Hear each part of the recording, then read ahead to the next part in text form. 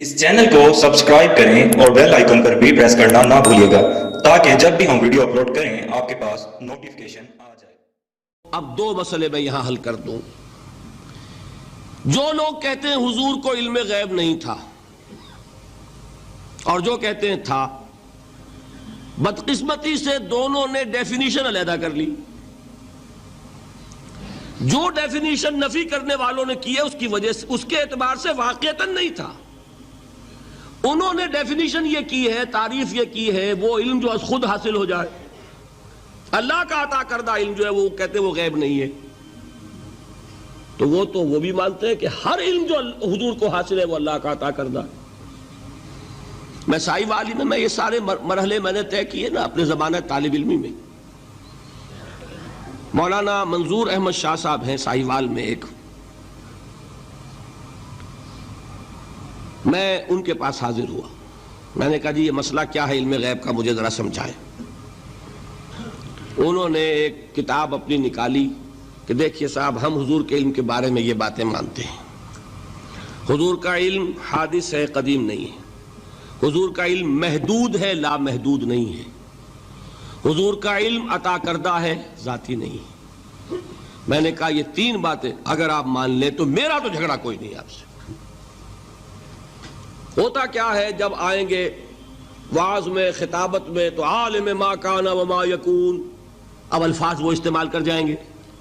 ایک واعظ ہے، عام مقرر ہے، واہ واہ ہوتی ہی نہیں، نعرے لگتے ہی نہیں، محفل میں گرمی آتی ہی نہیں جب تک کہ ایسے مبالغے نہ کریں۔ لیکن وہ چیز لکھی ہوئی ان کے ہاں ہے کہ حضور کا علم حادث ہے، قدیم نہیں ہے۔ حضور کا علم محدود ہے، لا محدود نہیں ہے۔ حضور کا علم عطائی ہے، ذاتی نہیں ہے۔ ان تینوں چیزوں کے بعد کوئی بڑے سے بڑا وہابی اور بڑے سے بڑا اہل حدیث بھی انکار نہیں کرتا۔ باقی یہ بات جان لیجئے کہ غیب اور حضور یا شہادہ یہ در حقیقت عام انسانوں کے اعتبار سے الفاظ استعمال ہوئے ہیں۔ جب قرآن میں کہا جاتا ہے عالم الغیب والشہادہ، اللہ غیب اور جو ظاہر ہے یا موجود ہے سب کا جاننے والا ہے، تو مجھے بتائیے اللہ کے لیے کوئی غیب ہے؟ اللہ کے لیے کوئی شے غیب ہے؟ تو کیوں کہا جا رہا ہے عالم الغیب والشہادہ؟ وہ ہمارے اعتبار سے کہا جا رہا ہے، جو تمہارے لیے غیب ہے اللہ اس کو بھی جانتا ہے، اور جو تمہارے سامنے اللہ اسے بھی جانتا ہے۔ اللہ کے لیے تو کل شہادہ ہے، کسی شے کا لا یعزب عنہ مثقال ذرۃ فی السماوات والارض، آسمانوں اور زمین کا ایک ذرہ بھی اس سے غائب نہیں ہوتا۔ غیب کا وجود کیا اللہ کے لیے؟ تو یہ الفاظ مستعمل ہیں ریلیٹو ہمارے اعتبار سے، اور ہمارے اعتبار سے جو شے غیب ہے اس میں سے ایک حصہ اللہ دیتا ہے نبی کو، تبھی تو نبی بنا۔ فرشتے کو دیکھا، فرشتہ ہمارے لیے غیب ہے۔ جنت دکھائی کہ نہیں دکھائی، ہمارے لیے غیب ہے کہ نہیں ہے۔ دوزخ کا مشاہدہ کرایا کہ نہیں کرایا، ہمارے لیے وہ غیب ہے کہ نہیں ہے۔ جو چیزیں ہمارے لیے غیب ہیں انہی کے پردے اللہ کچھ اٹھاتا ہے، کل غیب نہیں۔ کل غیب کا علم ہو جائے گا تو وہ شرک ہو جائے گا۔ کل کا لفظ جہاں آیا شرک ہوا۔ جب آپ کہہ رہے ہیں محدود ہے، لا محدود نہیں ہے، تو کل کا لفظ استعمال نہیں کر سکتے۔ لیکن غیب میں سے کچھ علم دیا گیا تبھی تو نبی بنا، ورنہ میرے اور نبی میں فرق کیا ہوا پھر؟ البتہ یہ کہ وہ غیب کا علم ہو یا حاضر کا علم ہو، سائنٹیفک نالج ہو یا وحی کا علم ہو، کوئی بھی علم ہو، آیت الکرسی کے الفاظ نوٹ کیجئے، یعلم ما فی السماوات وما فی الارض، وہ جانتا ہے، ولا یحیطون بشیء من علمہ الا بما شاء، مخلوق میں سے کوئی بھی اس کے علم میں سے احاطہ نہیں کر سکتا مگر جتنا وہ چاہے۔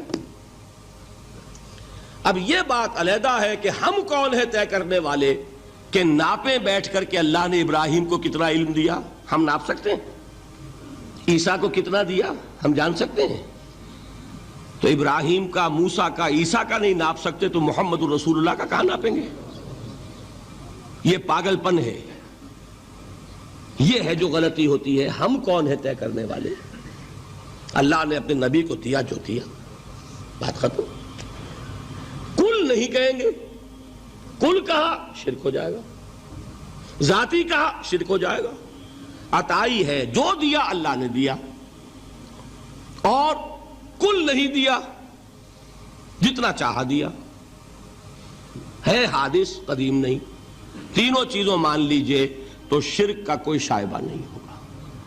باقی جہاں ایک طرف قرآن میں وہ آیات ہیں کہ اللہ کے غیب کو کوئی نہیں جانتا، ٹھیک، وہاں یہ بھی ہے کہ لا یظہر غیبہ، لا یظہر علی غیبہ الا من ارتضی بالرسول، وہ اپنے غیب پر قابو نہیں دیتا مگر اپنے رسول میں سے جس کو چاہے۔ یہ دونوں آیتیں قرآن کی ہے کہ نہیں؟ اسی لیے در حقیقت جو غیب کی نفی کرتے ہیں حضور سے، وہ کہتے ہیں کہ از خود معلوم ہونے والی شے غیب ہے۔ ہم کہتے ہیں از خود تو کوئی بھی شے کسی کو معلوم نہیں، ہمیں حاضر کا علم بھی اللہ ہی دیتا ہے تو ہوتا ہے، غیب کا تو بہت دور کی بات ہے۔ یہ مسئلے بڑے سیدھے ہیں، خام خواہ ہم نے پیچیدہ بنایا ہوا ہے۔ خدا کے لیے ان مسئلوں کو سلجھائیے اور جوڑیے، کاٹنے کی بجائے جوڑنے کی فکر کیجیے کہ بھائی یہ اپنی اپنی جگہ پر علیحدہ علیحدہ تم نے تعریفیں کر رکھی ہیں اس لیے جھگڑ رہے ہو، ورنہ دونوں باتیں